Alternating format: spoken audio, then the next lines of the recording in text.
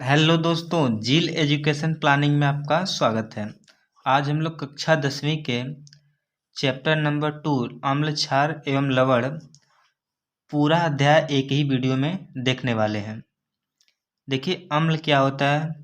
वे पदार्थ जो स्वाद में खट्टे होते हैं तथा नीले लिटमस पेपर को लाल कर देते हैं अम्ल कहलाते हैं। यह तो आम परिभाषा है, लेकिन आर्यनीय सिद्धांत के अनुसार वे पदार्थ जो जल में घोलने पर H+ आयन देते हैं अम्ल कहलाते हैं। और कक्षा के बोर्ड एग्जाम में यही वाला परिभाषा लिखा जाएगा। एग्जाम्पल के तौर पर HCl और CH3, COOH, H2SO4 आदि। देखिए, HCl जो है, इसको हम लोग अगर से जल में घोलेंगे तो H+ आयन हो जाएगा और Cl माइनस में टूट जाता है, इसलिए इसको अम्ल कहते हैं। अम्लों के भौतिक गुण। अम्ल स्वाद में खट्टे होते हैं। अम्ल नीले लिटमस पेपर को लाल कर देते हैं। देखिए, इसको याद करने का तरीका है, यहाँ पर नाम एक हम लोग लेंगे अनिल। अ से हो जाएगा अम्ल, नी से हो जाएगा नीला और ल से हो गया लाल। तो जो अम्ल होता है वह नीले लिटमस पेपर को लाल कर देता है। ये याद करने का ट्रिक है। चलिए आगे बढ़ते हैं। अब रासायनिक गुण।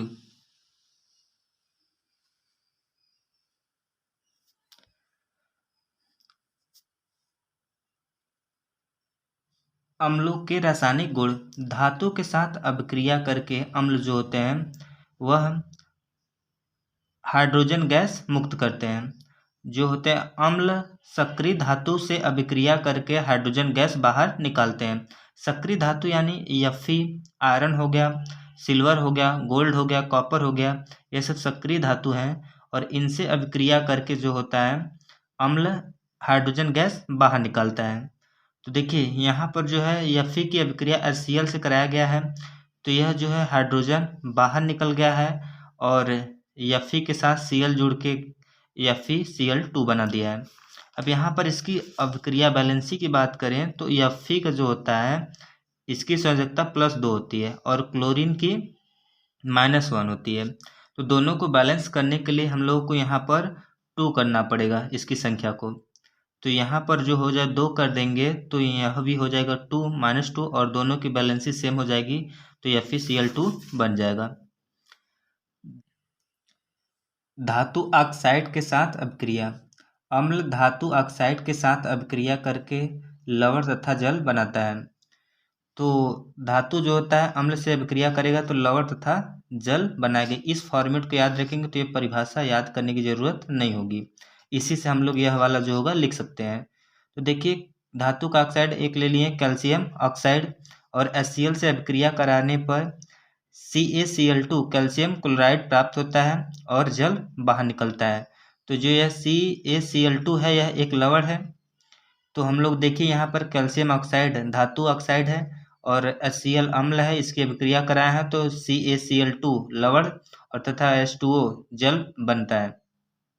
और इसकी बैलेंसी की बात करें तो देखिए, यहाँ पर जो है हाइड्रोजन 1 है और इधर 2 है, तो यहाँ पर 2 कर देंगे तो हम लोग का जो होगा हाइड्रोजन इधर बैलेंस हो जाएगा। और क्लोरीन की बात करें तो क्लोरीन इधर 2 है और इधर भी 2 हो गया है। यह टोटली जो अभिक्रिया है बैलेंस है। नेक्स्ट देखते हैं क्षार। वे पदार्थ जिसका स्वाद तीक्ष्ण या कड़वा होता है तथा जो लाल लिटमस पेपर को नीला कर देते हैं वह क्षार कहलाते हैं। आर्यनीय सिद्धांत के अनुसार वे पदार्थ जो जल में घुलने पर OH- आयन देते हैं क्षार कहलाते हैं, जैसे NaOH, KOH और NH4OH आदि। क्षार के भौतिक गुण। क्षारक जल में विलेय तथा स्वाद में कड़वा होता है। क्षार लाल लिटमस पेपर को नीला कर देते हैं। क्षार स्पर्श करने पर साबुन के समान चिकने होते हैं। क्षार के रासायनिक गुण देखते हैं।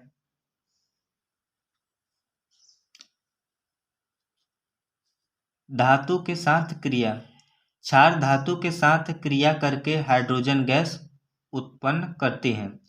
देखिए क्षार जो होगा वह धातु से अभिक्रिया करेगा, तो यहाँ पर लवण तथा हाइड्रोजन गैस बाहर निकलेगा।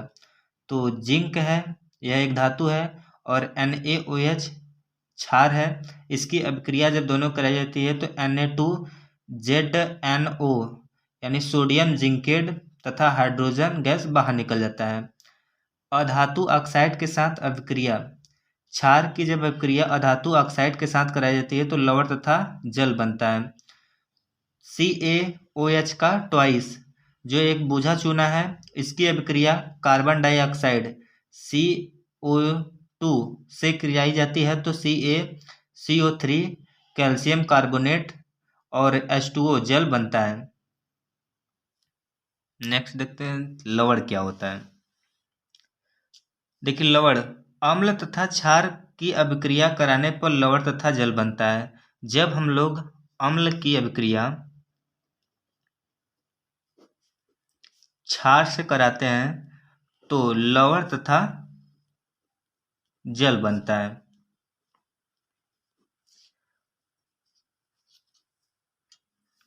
HCl एक अम्ल है।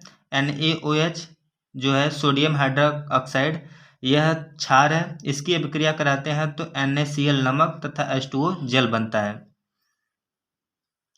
आगे देखते हैं सूचक। सूचक क्या होता है? इंडिकेटर्स। अम्ल क्षार सूचक वे पदार्थ हैं जिसका अम्लीय विलयन में एक रंग तथा क्षारीय विलयन में दूसरा रंग होते हैं। देखिए सूचक जो होता है वह अम्ल और क्षार का पहचान करता है। उदाहरण के तौर पे मिथाइल ऑरेंज एक नारंगी रंग का रंजक है जो जब मिथाइल ऑरेंज की एक बूंद अम्लीय विलयन में मिलाया जाता है तब विलयन का रंग लाल हो जाता है। क्षारीय विलयन में मिलाए जाने पर पीला हो जाता है। देखिए मिथाइल ऑरेंज जो होता है इसकी एक बूंद अम्लीय विलयन में मिलाते हैं तो लाल रंग होता है, लेकिन अगर से इसी को क्षारीय विलयन में डाला जाता है तो यह पीला रंग हो जाता है। और इस तरीके से हम लोग ये पूरा स्टेटमेंट को याद करने के लिए इस फॉर्मेट में लिख सकते हैं। मिथाइल ऑरेंज अम्लीय विलयन में डालने पर लाल होगा, मिथाइल ऑरेंज क्षारीय विलयन में डालने पर पीला होगा। जो कि हम लोग ये पूरा स्टेटमेंट पढ़ने से अच्छा है कि इसको याद कर लेंगे, उतना हम लोग परीक्षा में पूरा लिख सकते हैं। आगे देखते हैं फिनोथैल्पीन। यह एक रंगीन पदार्थ है, अम्लीय विलयन में रंगहीन रहता है। ये जो फिनोथैल्पीन है यह अम्लीय विलयन में रंगहीन रहता है, इसका कोई रंग नहीं रहता है। जबकि फिनोथैल्पीन की एक बूंद क्षारीय विलयन में मिलाने पर विलयन लाल हो जाता है। आगे है पीएच। पीएच की परिभाषा। पीएच अम्ल एवं क्षार की जलीय विलयन में हाइड्रोजन आयनों की सांद्रता मापने की इकाई है। किसी विलयन का पीएच मान उसमें उपस्थित हाइड्रोजन आयन सांद्रता के व्युत्क्रम का लघुगणक होता है। यानी पीएच बराबर होता है माइनस में लॉग हाइड्रोजन आयन। देखिए पीएच का फुल फॉर्म होता है पावर ऑफ हाइड्रोजन।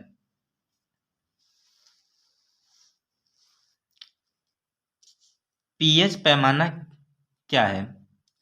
देखिए पीएच पैमाना अम्लों एवं क्षारों के जलीय विलयन में हाइड्रोजन आयन की सांद्रता मापने की प्रयुक्तता या एक युक्ति है।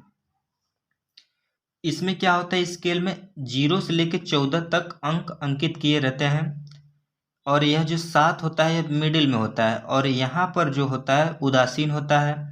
और इस साइड में जो होता है जितने भी किसी भी पदार्थ का पीएच 1 से लेकर के 7 से पहले रहेगा तो वह अम्लीय होगा और 7 से अधिक से 14 तक रहेगा तो वह क्षारीय होगा। और इधर जो जितना रहेगा उधर वह प्रबल अम्लीय होते हैं और इस साइड में प्रबल क्षारीय होते हैं। और बीच में क्या होता है, उदासीन। जैसे कुछ देख लेते हैं, सिरका का जो पीएच वैल्यू होती है वो 4 होता है, यह एक अम्लीय पदार्थ है। नींबू का रस 2.5 होता है, यह भी अम्लीय है। दूध जो होता है 6.5 होता है। और रक्त का जो पीएच होता है 7.4। आमाशय रस का जो पीएच होता है 1.4। अगली टॉपिक है विरंजक चूड़। देखिए विरंजक चूड़ जो होता है इसका अणु सूत्र जो है वह CaOCl2 है और रासायनिक नाम जो है वह कैल्शियम ऑक्सीक्लोराइड होता है और इसका अणु भार 127 है। यह बहुत ही इम्पोर्टेंट है कक्षा 10वीं के लिए। बनाने की विधि, विरंजक चूड़ की निर्माण जो होती है शुष्क बूझे चूने पर क्लोरीन गैस की क्रिया द्वारा प्राप्त किया जाता है। देखिए जो विरंजक चूड़ होता है यह शुष्क बुझे हुए चूने की अभिक्रिया क्लोरीन गैस से कराने पर विरंजक चूड़ प्राप्त होता है। तो CaOH का ट्वाइस यह एक कैल्शियम हाइड्रोक्साइड है जो कि बुझा हुआ चूना है और क्लोरीन गैस से अभिक्रिया कराने पर CaOCl2 विरंजक चूड़ प्राप्त होता है और H2O जो कि जल है। विरंजक चूड़ की भौतिक गुण, यह हल्के पीले रंग का चूड़ है। यह जल में अल्प विलेय है। इसका जलीय विलयन दुधिया होता है। रासायनिक गुण की बात कर लेते हैं। गर्म जल से क्रिया, विरंजक चूड़ की गर्म जल से अभिक्रिया कराने पर क्या होता है उसको देखिए। विरंजक चूड़ को जल में विलय कर गर्म करने पर क्लोरीन गैस मुक्त होती है। जब विरंजक चूड़ को जल में घोल करके गर्म किया जाता है तो क्लोरीन गैस बाहर निकलती है। CaOCl2 की अभिक्रिया जल H2O, फिर उसके बाद गर्म किया जाता है। ये देखिए गर्म करने का सिंबल होता है ऊपर ऐसे। CaOH का ट्वाइस और Cl2 प्राप्त होता है। तनु अम्ल के साथ क्रिया करके क्लोरीन गैस बाहर निकालती है।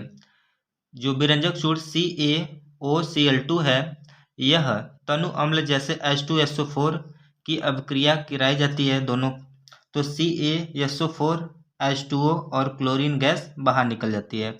इसका उपयोग जीवाणुनाशक के रूप में, क्लोरोफॉर्म बनाने में, पेय जल को जीवाणु रहित बनाने में, ऑक्सीकारक के रूप में। नेक्स्ट है बेकिंग या खाने का सोडा। इसका अणु सूत्र होता है NaHCO3। रासायनिक नाम सोडियम बाइकार्बोनेट और अणु भार 84। बनाने की विधि, सोडियम बाइकार्बोनेट का निर्माण सोडियम कार्बोनेट के संतृप्त जलीय विलयन में कार्बन डाइऑक्साइड गैस प्रवाहित करने पर होता है। देखिए सोडियम बाइकार्बोनेट जो होता है इसको बनाने के लिए हम लोग सोडियम कार्बोनेट और कार्बन डाइऑक्साइड और जल तीनों से अभिक्रिया कराने पर जो होता है NaHCO3 प्राप्त होता है। यह तीनों इसको हम लोग संयोजन अभिक्रिया के रूप में भी लिख सकते हैं। क्यों? क्योंकि हम लोग का देखिए सभी दो या दो से अधिक अभिकारक मिल करके एक ही उत्पाद बनाते हैं तो उसको संयोजन अभिक्रिया कहते हैं। तो यहाँ पर 3 अभिकारक मिल करके एक उत्पाद बना रहे हैं तो इसको हम लोग संयोजन अभिक्रिया में भी लिख सकते हैं। भौतिक गुण, सोडियम बाइकार्बोनेट सफेद क्रिस्टल ठोस होता है। यह जल में अल्प विलेय पदार्थ है। इसका जलीय विलयन अम्लीय होता है। रासायनिक गुण, सोडियम देखिए जल अपघटन मतलब होता है जल के साथ अभिक्रिया। सोडियम बाइकार्बोनेट का जलीय अपघटन होने पर क्षारीय विलयन का निर्माण होता है। NaHCO3 और जल इसकी अभिक्रिया कराई जाती है तो NaOH जो कि एक क्षार है, सोडियम हाइड्रोक्साइड और H2CO3 कार्बोनिक अम्ल प्राप्त होता है। यह अभिक्रिया दोनों साइड चलती है, इस तरफ भी और इस तरफ भी। अम्लों के साथ अभिक्रिया, यह अम्लों से क्रिया द्वारा लवण कार्बन डाइऑक्साइड का निर्माण होता है। जो बेकिंग सोडा होता है यह अम्लों के साथ अभिक्रिया करके कार्बन डाइऑक्साइड का निर्माण करता है। NaHCO3H2SO4 की अभिक्रिया कराई जाती है, तो Na2SO4 सोडियम सल्फेट H2O और CO2 बनता है। इसका उपयोग क्या होता है? तो प्रयोगशाला में अभिकर्मक के रूप में, आमाशय की अम्लता को दूर करने में, चर्म रोग के निदान में। यह जो प्रयोगशाला में अभिकर्मक के रूप में, तो यह हम लोग जितने भी कक्षा 10 में अभिक्रिया पढ़ेंगे बनाने की विधि, उस सब में यूज कर सकते हैं। जैसे खाने का सोडा हो गया, और उसके बाद जो अभी थोड़ा देर पहले हम लोग देखे हैं विरंजक चूर्ण, उसमें भी यह वाली लाइन सब में कॉमन रहेगी। आगे देखते हैं। नेक्स्ट है धावन सोडा वॉशिंग पाउडर। इसका जो होता है अणु सूत्र Na2CO3 और 10H2O होता है। रासायनिक नाम सोडियम कार्बोनेट और अणु भार 286।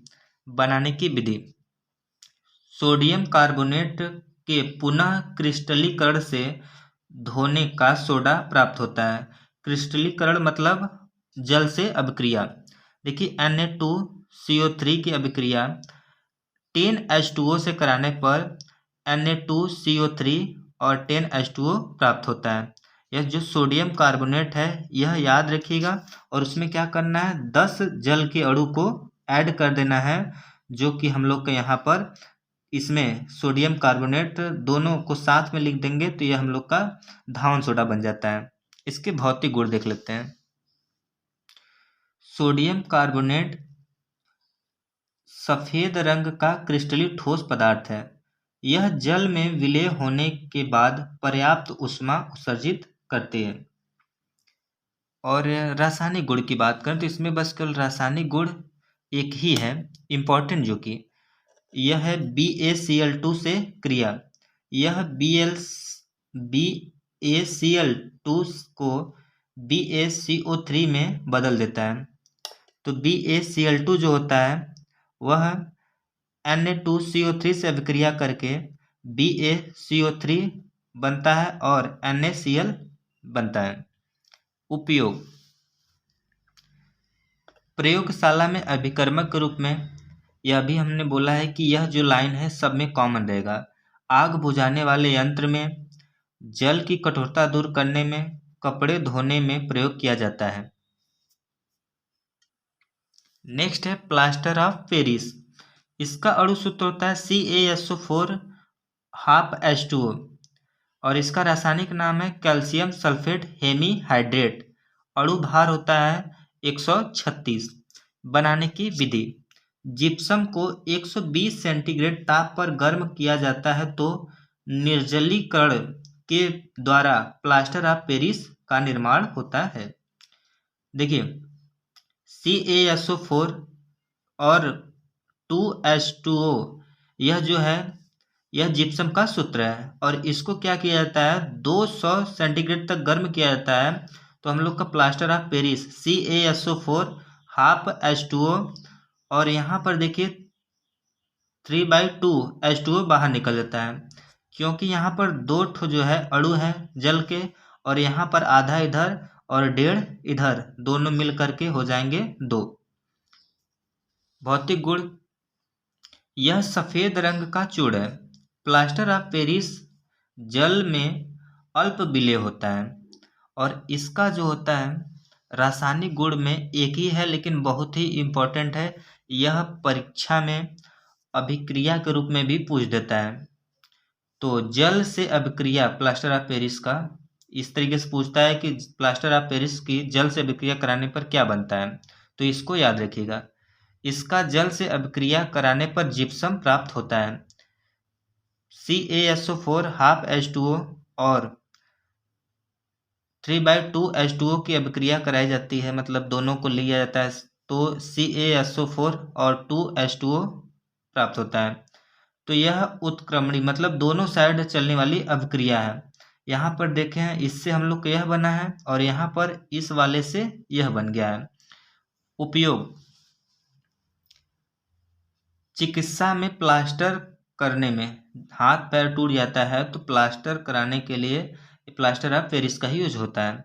और सांचे और मॉडल बनाने में, तीसरा है मूर्ति व खिलौने बनाने में। जो हम लोग दीपावली पर यूज करते हैं मूर्तियाँ, वहाँ उसको बनाने में, और खिलौने, मिट्टी के जो खिलौने होते हैं उन सबको बनाने में प्लास्टर ऑफ पेरिस का यूज होता है और अग्नि रोधक पदार्थ में प्रयुक्त किया जाता है।